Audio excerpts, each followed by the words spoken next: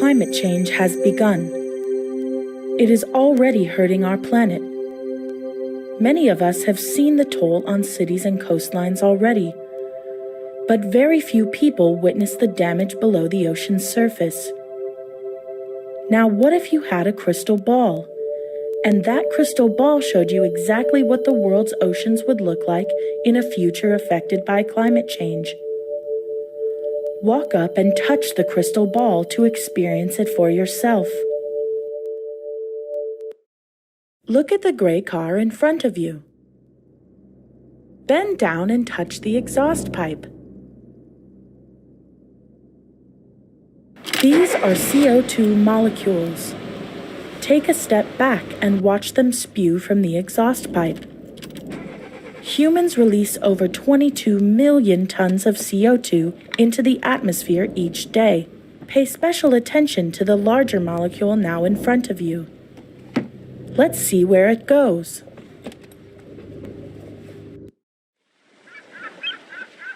Look out onto the water. The molecule you see floating on the ocean surface is a water molecule, known as H2O. Now, remember that CO2 molecule from the car? Look up and watch as it floats down from the sky.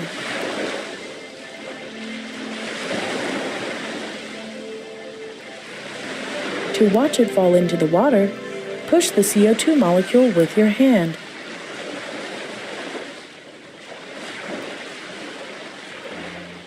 Observe the chemical reaction that occurs when CO2 combines with H2O to create carbonic acid, or H2CO3. This process is called ocean acidification. If enough carbonic acid is created, the seawater becomes corrosive.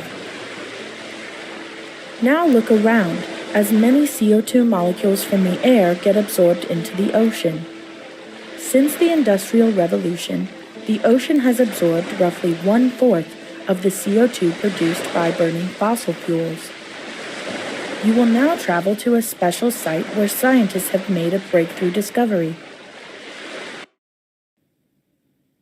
We're now underwater on a rocky reef off the coast of Naples, Italy.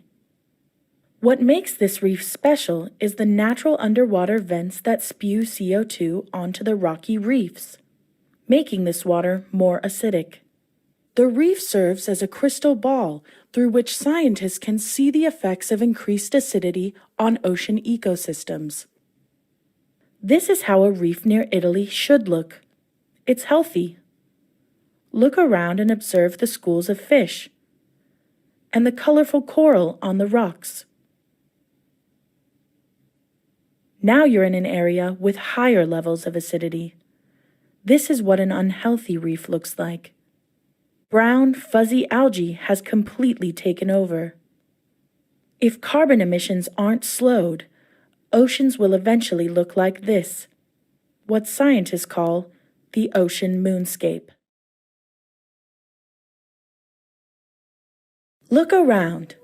Notice the vibrant colors and different animal species around you. As a marine scientist, your job is to measure the health of this reef by doing a species count. Today, you will focus on sea snails. Look down at your right hand and rotate it until you can see the snail. This is the type of healthy sea snail you'll be looking for today. Look around for the flags in the blue basket.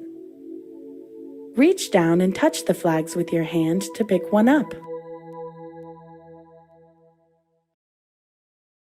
Now that you have a flag, find a snail. Reach out with the flag in hand and touch the snail to place the flag beside it. Continue. Time is up. We will now move to a more acidic part of the reef. Observe the changes that have occurred as acidity has increased. Reach out and touch one of the streams of bubbles rising from the sea floor. Remember that the vents here are releasing CO2, which is making the water more acidic. You study this part of the reef to predict the future, how human emissions will affect our world's oceans and the species that live within them. Look at your right palm. Notice how acidity has corroded the sea snail's shell. Now take a moment to walk around and look for sea snails in this area.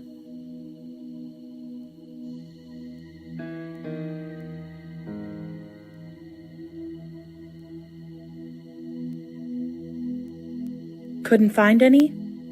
That's because there are no living sea snails here. They can't survive in this environment. Ocean acidification will severely impact all shelled species, including oysters, clams, corals, and certain types of plankton. Without these species, the entire food web can collapse.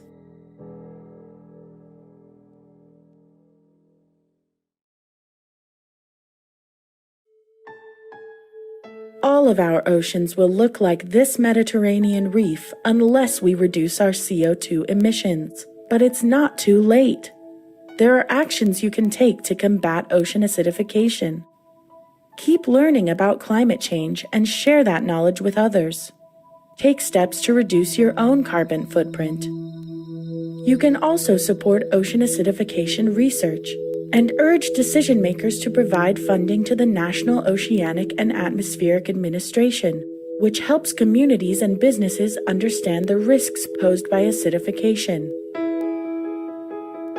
The future of our Earth is in your hands.